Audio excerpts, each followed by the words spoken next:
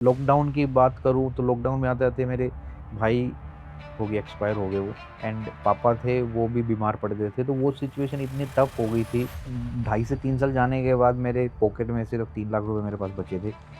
तो सब चीज़ कर लिया था, फाइनल चीज़ थी, या तो ये 3 लाख रुपए मेरा जाएगा। कि एक बंदा जब ट्रेडिंग इंडस्ट्री में घुसता है एज़ ट्रेडर बनने के लिए, तो वो एक चार्ट्स में घुसा रहता है। वो स्ट्रैटेजी में घुसा हुआ होता है कि चार्ट से पैसा आता है, स्ट्रैटेजी से पैसा आता है, या कोई टैबलेट होती है इसकी, उससे पैसा आता है। ऐसा कुछ भी नहीं होता है।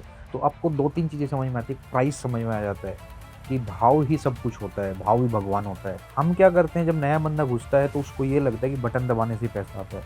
ये ईज़ी, मतलब पैसों का पेड़ है, बटन दबाया पैसा आ जाएगा। बट ये ऐसा है नहीं। वर्ल्ड का सबसे टफ़ेस्ट काम है ट्रेडिंग से पैसा कमाना। मेरे 8 से 9 साल के एक्सपीरियंस से मैं बात करूँ, तो ट्रेडिंग एक 5th क्लास मैथ्स है। आप लॉस क्यों करते हो? जितने भी लोग मेरे को सुन रहे हैं, जिसने बड़ा लॉस किया है, उसका एक ही रीज़न है।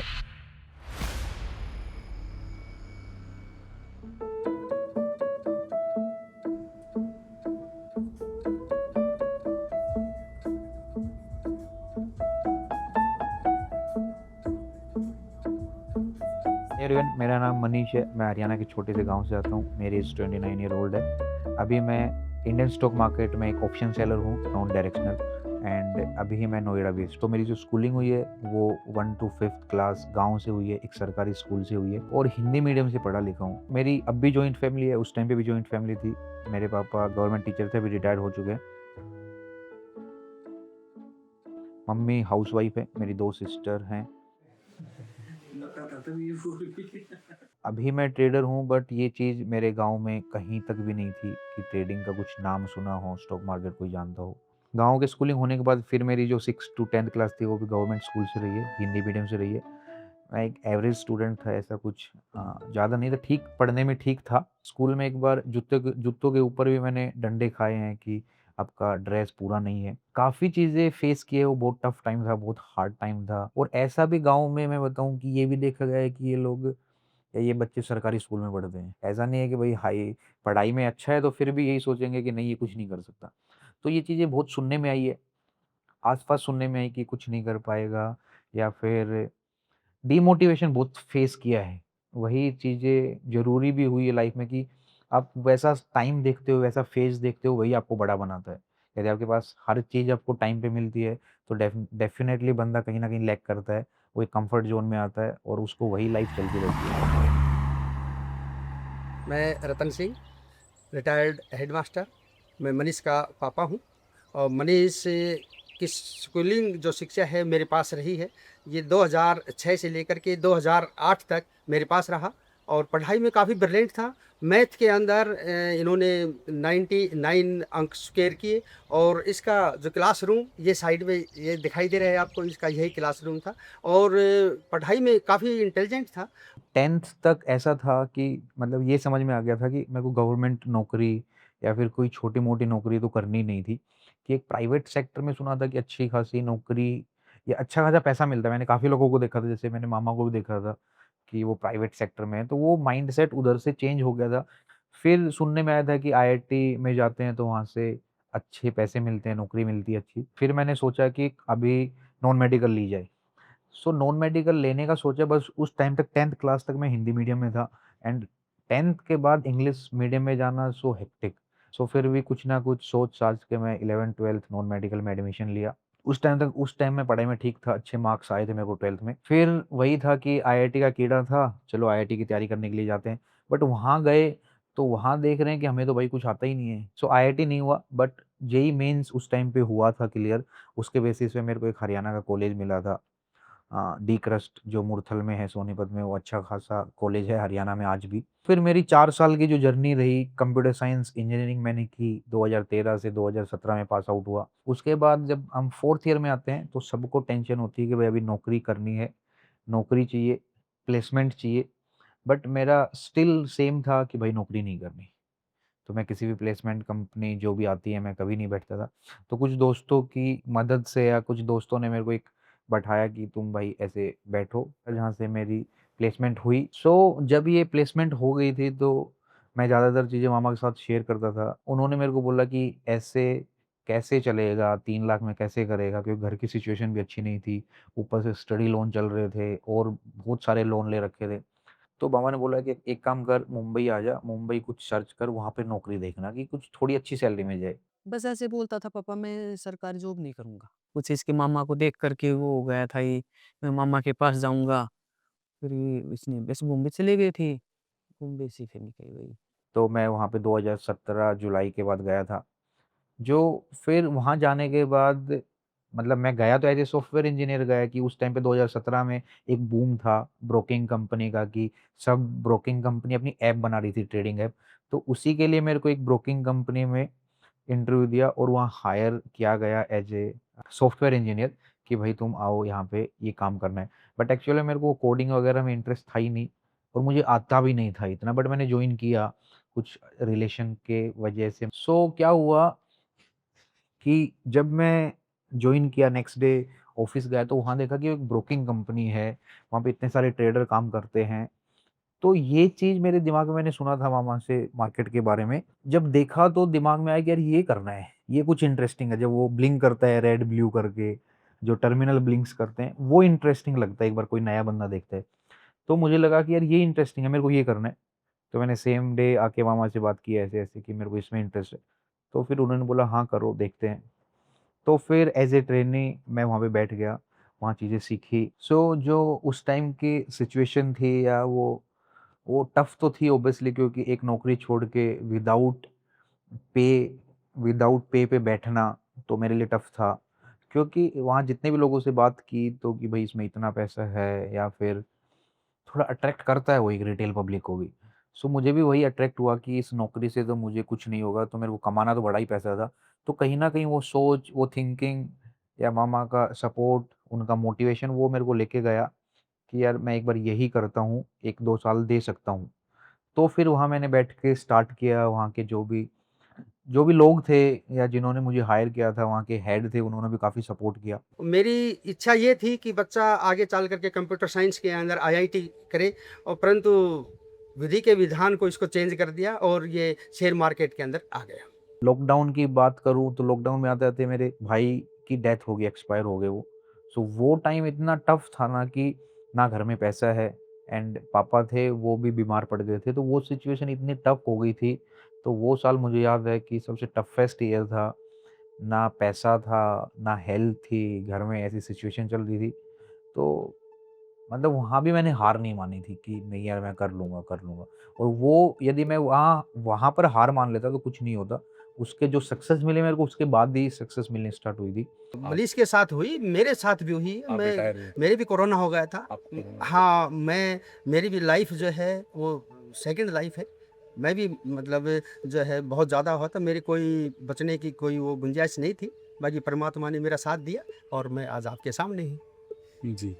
तो इन 3 साल के अंदर मैंने मोटा-मोटी ऑप्शन बाइंग की, इक्विटी ट्रेडिंग की, फ्यूचर ट्रेडिंग की, बट ओवरऑल मेरे हाथ में कुछ नहीं आया। एल्गो ट्रेडिंग किया, चार्ट्स देखे इतने सारे, बहुत सारी बुक्स पढ़ी। ओवरऑल मेरे को हाथ में at the end of the month, at the end of the year कुछ नहीं आता था। सो एक ट्रेडर को जब तक पैसा नहीं आता, तो कॉन्फिडेंस नहीं आता। वो लॉस, लॉस, लॉस और ना तुम्हारे घर की कंडीशन अच्छी है। बट ये थी घर की कंडीशन अच्छी नहीं थी बट मेरे मामा सपोर्ट करते थे मेरे को हर उस टाइम पे कि मतलब बैक ऑफ द माइंड या पीछे वही मैं खड़ा हूँ, कोई टेंशन नहीं है। वो एक सपोर्ट होना मतलब बंदे को सक्सेस की तरफ लेके जाता है। लॉकडाउन के आसपास मैं थोड़ा-थोड़ा पैसा बनाने लग गया था मार्केट से। बट जो ये पैसा बना रहा था मैं ऑप्शन सेलिंग से बनाना स्टार्ट किया। मैंने इक्विटी भी किया, फ्यूचर ट्रेडिंग भी किया, ऑप्शन बाइंग भी किया, बट पैसा इन सब चीज़ों से आ ही नहीं रहा था। तो मेरे दिमाग में आया या माइंड में आया, मैंने काफ़ी लोगों से डिस्कस किया कि जब इन तीनों चीज़ों से, चारों चीज़ों से पैसा नहीं आ रहा तो पैसा बचा क्या? ऑप्शन सेलिंग ही बचा। सारी चीज़ें ट्राई कर ली, वो चीज़ ट्राई नहीं की तो वो भी करके देख लेते हैं। जब मैंने वहाँ पे स्टार्ट किया उस टाइम पे, तो पैसा बनना स्टार्ट हुआ। पहले मंथ मैंने किया था कुछ 60, 70, 80 हज़ार रुपए ऐसा कुछ बना था। नेक्स्ट मंथ फिर बना, नेक्स्ट मंथ फिर बना। तो ऐसे कंटिन्यू 3-4 महीने पैसा बना थोड़ा-थोड़ा, वहाँ से कॉन्फिडेंस आना स्टार्ट हुआ कि भई पैसा लग तो नहीं रहा एक्चुअल थोड़ा-थोड़ा पैसा आ रहा है। तो वो एक मेन स्ट्राइक वही था कि भई अब मैं फुल टाइम ट्रेडर बन सकता हूँ। अब मेरे को कॉन्फिडेंस है। अब मैं फंड को इंक्रीज़ कर सकता हूँ। अभी के टाइम से उस टाइम को कंपेयर करूँ तो वो टाइम ईज़ी था। लॉस की बात करें कि जैसे मैंने कुछ बड़ा लॉस कभी ऐसा कुछ बड़ा लॉस नहीं किया, क्योंकि मैं सिस्टमैटिक ट्रेडिंग करता था, ऑप्शन बाइंग भी करता था, तो मंथली ऑप्शंस होते थे उस टाइम पे, तो मंथली ऑप्शंस में उतना डिके नहीं होता। फिर जब मैं सेलिंग पे शिफ्ट हुआ तो सेलिंग में क्लाइंट कोड में मार्जिन मिलता था, तो वो इतना इफ़ेक्ट नहीं होता था, फंड की भी दिक्कत नहीं होती थी। तो मैंने वहाँ पर फिर 2019 लास्ट या 20 के आस-पास मैंने ऑप्शन सेलिंग स्टार्ट की थी। लॉकडाउन के बाद की बात है, जब मैं दूसरी तरफ दूसरी ब्रोकिंग कंपनी में मूव हुआ था, तो वो जो साल था उसने सब कुछ चेंज कर दिया। वहाँ से जो मैंने एक अमाउंट या पैसा बनाया था, दैट वाज़ मेरे लिए या एक मिडल क्लास फैमिली के लिए वो बहुत बड़ी अमाउंट थी। सो वहाँ से चीज़ें चेंज हुई थी। उसके बाद मुझे लगा कि हाँ, मैं कर सकता हूँ, तो ऐसे तो मेरे कज़न को मुंबई बुलाया, उसको भी चीज़ें सिखाई कि ऐसे-ऐसे होता है, एंड वो थोड़ा मैथ स्ट्रॉन्ग है तो उसने जल्दी कैच अप किया, एंड फिर उसने भी मेरे साथ किया। वहाँ के जो मुंबई के दोस्त थे, ऐसे मिलके हमने फिर टीम बनाई। पहले 3 साल टफ थे, उसके बाद 2 साल जो पैसा बनाया, उसने पूरी मेरी, मेरे घर की, सबकी लाइफ़ चेंज कर दी। बट वो लोगों को लग रहा होगा कि ईज़ी है अभी ये मैं जो बोल रहा हूँ, बट इसके पीछे वो जो स्ट्रगल है बहुत टफ था, वो 3 साल बहुत टफ थे। सो जो ये 3 साल या ढाई से 3 साल जाने के बाद मेरे पॉकेट में सिर्फ़ 3 लाख रुपए मेरे पास बचे थे। तो सब चीज़ कर लिया था, फाइनल चीज़ थी या तो ये 3 लाख रुपए मेरा जाएगा या मुझे नौकरी करनी है। मतलब मेरा ये हो गया था, कॉन्फिडेंस भी डाउन हो जाता है बंदे का।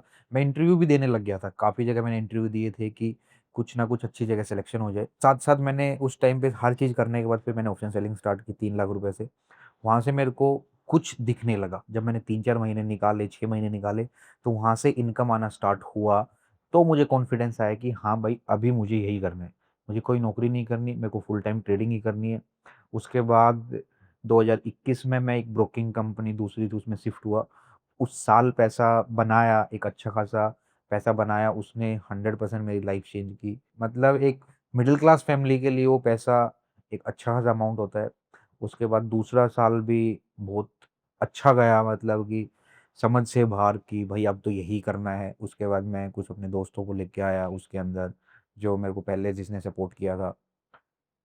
फिर मेरा भाई है, मैं उसको भी बोला कि भई साथ में मिलके ये करते हैं, तो वो भी आया। ऐसे करके टीम बन गई। बट ये जो स्ट्रगल था ये बहुत टफ था, ईज़ी चीज़ें नहीं है। एक ट्रेडर बनना ही अपने आप में बहुत बड़ी चीज़ है, एक प्रॉफिटेबल ट्रेडर बनना, क्योंकि 95% लोग फर्स्ट 6 मंथ्स में आउट हो जाते हैं। सो इसके पीछे की मैं आपको लर्निंग बताऊँ, इसके पीछे ज़्यादातर मैंने क्या गलतियाँ की है। मेरा एक सबसे बड़ी गलती है कि एक बंदा जब ट्रेडिंग इंडस्ट्री में घुसता है एज़ ट्रेडर बनने के लिए, तो वो एक चार्ट्स में घुसा रहता है। वो स्ट्रैटेजी में घुसा हुआ होता है कि चार्ट से पैसा आता है, स्ट्रैटेजी से पैसा आता है, या कोई टैबलेट होती है इसकी उससे पैसा आता है। ऐसा कुछ भी नहीं होता है। जब आप 3-4 साल मार्केट को देते हो, समझते हो, तो आपको 2-3 चीज़ें समझ में आती है। प्राइस समझ में आ जाता है कि भाव ही सब कुछ होता है, भाव ही भगवान होता है। तो ये चीज़ समझ में आ जाती है। सेकंड समझ में आता है कि पैसा सिर्फ़ डिसिप्लिन से आता है। हम क्या करते हैं, जब नया बंदा घुसता है तो उसको ये लगता है कि बटन दबाने से ही पैसा आता है। ये ईज़ी, मतलब पैसों का पेड़ है, बटन दबाया पैसा आ जाएगा। बट ये ऐसा है नहीं, वर्ल्ड का सबसे टफ़ेस्ट काम है ट्रेडिंग से पैसा कमाना। ये 2, 3, 4, 6 महीने में पता चल जाता है एक ट्रेडर को। एक रिटेल बंदा जब मार्केट में आता है। स्टार्टिंग में सबको ईज़ी लगता है, वो 1-2 महीना 1 लाख से वो 2 लाख बनाता है, वो बिगिनर लक होता है। और उस बिगिनर लक में वो बंदा अपने आप को ये समझता है कि भाई तू तू ही भगवान है, ऐसा समझने लग जाता है। ऐसे थॉट्स आते हैं कि अब मतलब मैं नौकरी नहीं करूँगा, ये नहीं करूँगा, मेरे को यही करना है।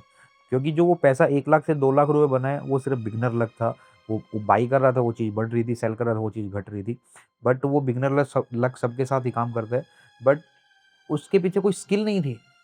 जब वो स बिगिनर लक को ही लेके ट्रेड करता है, फिर उसको थप्पड़ पड़ने स्टार्ट होते हैं कि चल भाई अब। तो फिर वो डाउन साइड उसका जो रिस्क होता है, मतलब मैक्सिमम जो 95% ट्रेडर 6 मंथ्स में आउट हो जाते हैं। सो सबको मैं यही चीज़ बोलूँगा कि ज़्यादा चार्ट्स में मत घुसो, प्राइस को समझो, प्राइस क्या बोलता है, डिसिप्लिन से ट्रेड करो।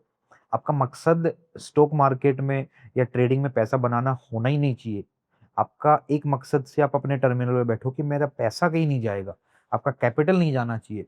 तो एक सिंपल सी चीज़ बता देता हूँ, किसी भी बंदे ने आज 10 लाख से ट्रेडिंग स्टार्ट की, आफ्टर ए 6 मंथ आपके पास 10 लाख हैं आपके पॉकेट में, तो आप ट्रेडर बन चुके हो। क्योंकि उसको 10 लाख से स्टार्ट किया, 6 महीने बाद भी 10 लाख है तो ये 0% रिटर्न। बट इसको पॉजिटिव रिटर्न बोलते हैं। तो भी आप इंडिया के टॉप 2-3% ट्रेडर्स में आते हो। लोग क्या करते हैं 10 लाख को 1 करोड़ बनाना है, ये पॉसिबल नहीं है। मार्केट का real return 2, 3, 4 max to max 5% पर मंथ होता है। उसके बाहर आप सोच रहे हो तो बेवकूफ़ी है, बिल्कुल बेवकूफ़ी है। एक बिज़नेस है, बिज़नेस की तरह ट्रीट करना है।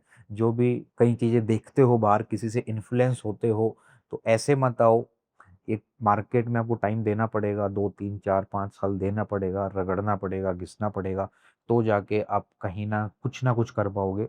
बट किसी को लगता है कि मार्केट से पैसा कमाना ईज़ी है, तो प्लीज़ दूर रहिए। सो एक चीज़ मेरे एक्सपीरियंस से, मेरे 8 से 9 साल के एक्सपीरियंस से मैं बात करूँ, तो ट्रेडिंग एक 5th क्लास मैथ्स है। It's a math and science game.